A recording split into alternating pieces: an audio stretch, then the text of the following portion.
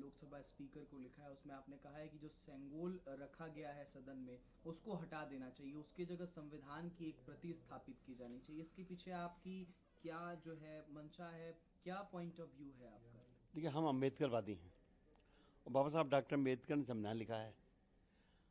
जब से देश में संविधान लागू हुआ है तब से देश में लोकतंत्र है। लोकतंत्र का जो प्रतीक है वो संविधान है। लेकिन बीजेपी सरकार ने, खासतौर जो पिछली सरकार है, मोदी जी के नेतृत्व में उस संसद भवन में जहाँ स्पीकर बैठते हैं दाहिनी तरफ, सेंगोल स्थापित कर दिया है। सेंगोल तमिल भाषा का शब्द है, उसका हिंदी माने है राजदंड। राजदंड का और हिंदी माने है राजा की छड़ी। राजा की छड़ी और माने है राजा डंडा।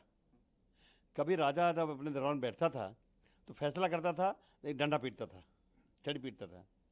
अब इस देश में 555 राजाओं को सरेंडर करके ये देश आज़ाद हुआ है।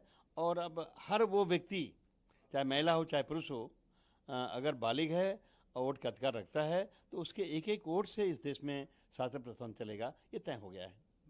तो अब देश संविधान चलेगा, न कि राजा का डंडा चलेगा। तो इसलिए हमारी मांग है कि अगर लोकतंत्र बचाना है तो संसद भवन से सेंगोल को हटाना है। जब इसको स्थापित किया गया था तो ऐसा संस्कृति का प्रतीक है, भारतीय सभ्यता और संस्कृति का प्रतीक है, भारत की संस्कृति जितनी पुरानी है उसको दिखाने के लिए सदन में सेंगोल को स्थापित किया जाना जरूरी है, लेकिन आप लोग उसका विरोध कर रहे हैं। भाई देखिए, इस देश में तो सम्मान होता है माननीय द्रोणाचार्य जी का, गुरु द्रोणाचार्य जी का, जिन्होंने देश में अर्जुन, भीम, नकुल, सहदेव जो पढ़ाया, लेकिन एकलव्य को पढ़ाया नहीं। ये भी हमारी संस्कृति है। क्या ढोते रहे हैं उस संस्कृति को? निश्चित तौर पे लोग नारा इसलिए लगा रहे हैं, अभी दबे जवान से लगा रहे हैं कि एकलव्य हम शर्मिंदा हैं क्योंकि द्रोणाचार्य अभी तक जिंदा हैं। तो निश्चित तौर पर देश सबका है। उच्च वर्ग के लोग तरक्की करके बहुत आगे बढ़े हैं, हम साथ हैं। लेकिन जो समाज लुटा है, पिटा है, कमज़ोर है, लाचार है, पिछड़ा गया है, उसकी तो संख्या ज़्यादा है। लेकिन संविधान कहता है वो भी आने वाले दिनों में 10 साल लग जाए, 20 साल लग जाए, 50 साल लग जाए, 100 साल लग जाए, इस देश में ना कोई अगड़ा ना कोई पिछड़ा, सब बराबर हो जाएं। इस देश के हर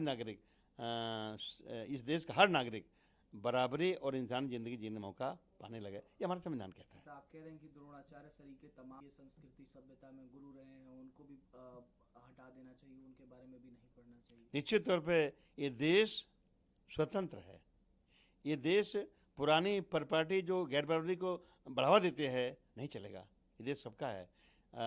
ये देश संविधान के हिसाब से ना हिंदू, ना मुसलमान, ना सिख, ना ईसाई, अलग अलग धर्म है, सब अपने धर्म से मनावें। ये सरकार न किसी धर्म को कुचले न किसी का आगे बढ़ाए। ठीक है। 1975 तत्कालीन प्रधानमंत्री इंदिरा गांधी द्वारा, आज 50 वर्ष हो गए और आज आपने देखा कि लोकसभा के स्पीकर श्री ओम बिरला जी ने उसकी निंदा भी की है और कहीं ना कहीं इस इमरजेंसी को लेकर के वो घेरते हुए भी नजर आए। जब प्रधानमंत्री ने भी संबोधित किया था, मीडिया ब्रीफिंग की थी, तो उन्होंने भी घेरा था इमरजेंसी को लेकर के। उन्होंने कहा था कि इस तरीके की कोई चीज़ हमें आने वाले समय में ना देखने को मिले। देखिए, बीजेपी जो शासन में है तो इस बिल को या इस प्रस्ताव को पहले भी ला सकते थे, लेकिन आज क्यों लगाए? निश्चित तो एक खींच है, क्योंकि बीजेपी का जो ग्राफ है इस इलेक्शन में गिरा है और आने वाले दिनों में और गिरेगा। तो खींच नाते ऐसा किया है। अब चूंकि स्पीकर हैं, उन्होंने कह दिया तो कह दिया, हमने सुन लिया। लेकिन निश्चित तो ये अच्छी बात नहीं है, अच्छी परंपरा नहीं है। एक तरफ तो लोग बोलने से रोक रहे हैं, दूसरी तरफ लाद दिया ये पिछली बात को, नया कर दिया। और अगर उन्होंने, स्पीकर साहब ने ये कह दिया कि इमरजेंसी लगी थी कांग्रेस टाइम में, अभी वो भूले नहीं, तो आर के चौधरी चूकने वाले नहीं हैं। ये जो सेंगोल का टॉपिक है इसको निश्चित तौर पर हम हंगामा के साथ उठाएंगे। और मेरा मानना है कि अगर लोकतंत्र बचाना है तो सेंगोल को हटाना है। एनडीए के तमाम जो इमरजेंसी लगाई गई थी उसके विरोध में मकर द्वार पे भी प्रोटेस्ट किया और जगह जगह आज कार्यक्रम करके जो उनके तमाम बड़े लीडर्स हैं उन्होंने इमरजेंसी की बात को, उस समय जो ज्यादती हुई थी उसको उठाए होंगे। ये पुरानी बातें हैं, मुझे लगता है उसको भूले लंबा टाइम हो गया। अब फिर से अपनी खींच निकालने के लिए लोग कर रहे हैं, नहीं करना चाहिए। अब तो नए सिरे से संसद को चलाना है, काम पे लगाना है। लेकिन अगर खुराफात करेंगे तो हम लोग जवाब देना जानते हैं। दिल्ली के मुख्यमंत्री अरविंद केजरीवाल की शराब नीति मामले में जो घोटाला हुआ था उसके विरुद्ध कार्रवाई चल रही है। पहले इन्फोर्समेंट डायरेक्टोरेट ने उनको अरेस्ट किया था, अब सेंट्रल ब्यूरो ऑफ इन्वेस्टिगेशन जो सीबीआई है उन्होंने उनको फॉर्मली अरेस्ट कर लिया है मुख्यमंत्री अरविंद केजरीवाल। अब निश्चित रूप में कोई उनको सेफ नहीं कर रहा हूँ, लेकिन क्यों तलाश के जो विपक्ष लोग हैं उन्हें क्यों घेरते हैं? आखिर जो इलेक्ट्रोल बांड वाला केस है ये कहने उभरते, तो ये सरकार खाली तुली हुई है कि जो विपक्ष लोग हैं उनको घेरना, उनको कंडम करना, उनको बेइज्जत करना लगे हैं। ये नहीं करना चाहिए।